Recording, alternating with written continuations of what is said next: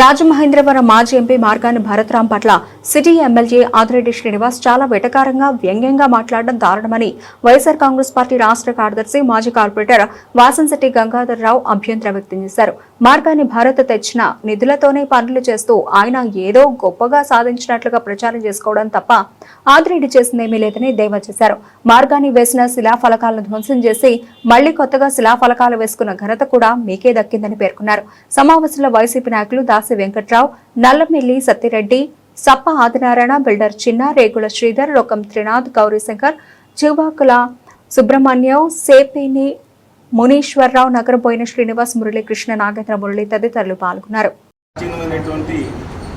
దేవాలయం ఉమా మార్కండేశ్వర స్వామి ఆలయం. ఉమా మార్కండేశ్వర స్వామి యొక్క ఆలయం యొక్క ధ్వజస్తంభం కూర్చోబెట్టింది. దానికి సంబంధించి రాజమండ్రి నగర ఎమ్మెల్యే గారు ఒక ప్రెస్ మీట్ నిర్వహించారు. ఎమ్మెల్యే గారు, మీకు నమస్కారం. ఎందుకంటే ఇది ఎప్పుడు బయటపడింది? ఈ ధ్వజస్తంభం సుమారుగా 1 year బ్యాక్ అది కూర్చోబెట్టిందని తెలుసు. మీరు నిజంగా యాక్చువల్గా మీరు పరిపాలనలోకి వచ్చిన వెంటనే అది చెయ్యాలి అని అనుకుంటే ఇప్పటికి 2 సంవత్సరాలు పూర్తి అయిపోయిన తర్వాత ఇప్పుడు మొదలుపెట్టారు. కానీ ఇది ఎప్పుడో జరిగింది. 1 year బ్యాక్ మీరు గ్రహించారు.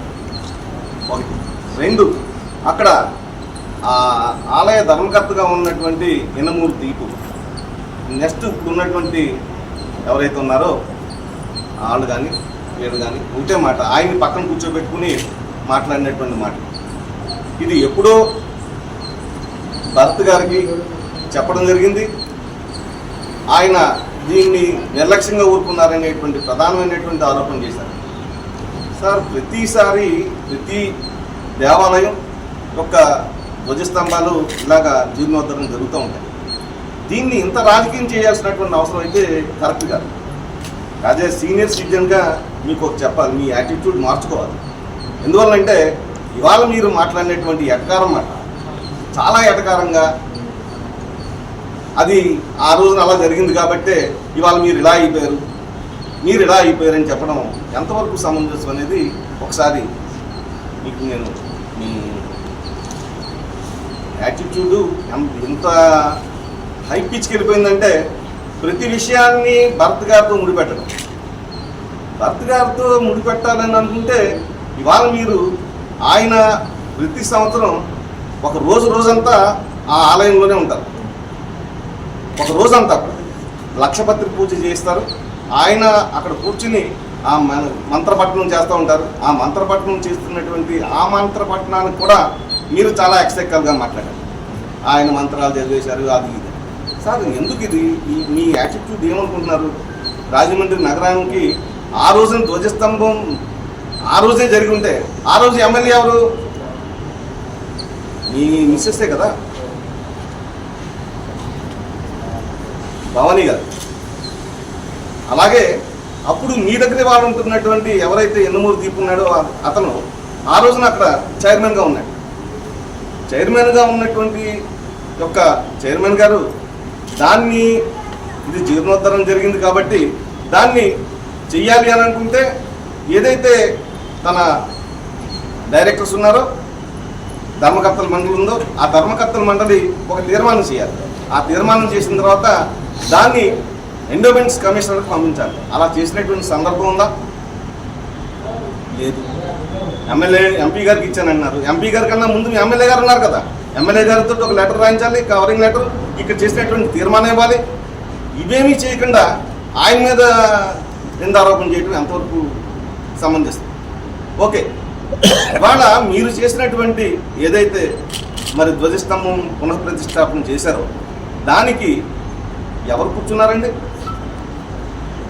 అలాంటి ప్రాచీనమైనటువంటి దేవాలయానికి ధ్వజస్తంభాన్ని ప్రతిష్ఠించాలంటే భార్య భర్తలు కూర్చోవాలి.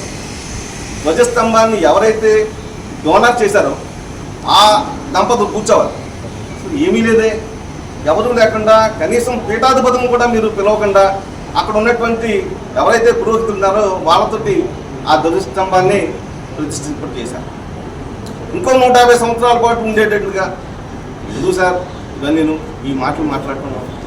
ఈ రాజమండ్రి సాంప్రదాయానికి విరుద్ధంగా ఇంతకుముందు చాలామంది రాజమండ్రి పార్లమెంట్ సభ్యులుగా ఉన్నారు, నగర ఎమ్మెల్యేలుగా ఉన్నారు, కానీ ఎవరు ఇలాంటి మాటలు మాట్లాడేది ఇంత నిర్లక్ష్యంగా వెటకారంగా మాట్లాడేటువంటి సందర్భం లేదు. మీ యాటిట్యూడ్ మార్చుకోవాల్సినటువంటి అవసరం ఎందుకు ఉంది అంటే ఇలాంటి మాటలు ఇది రాజకీయం చేసేటువంటి గుడి రాజకీయం చేయొద్దండి. గుడి సబ్జెక్ట్ని గుడిగానే చూడండి.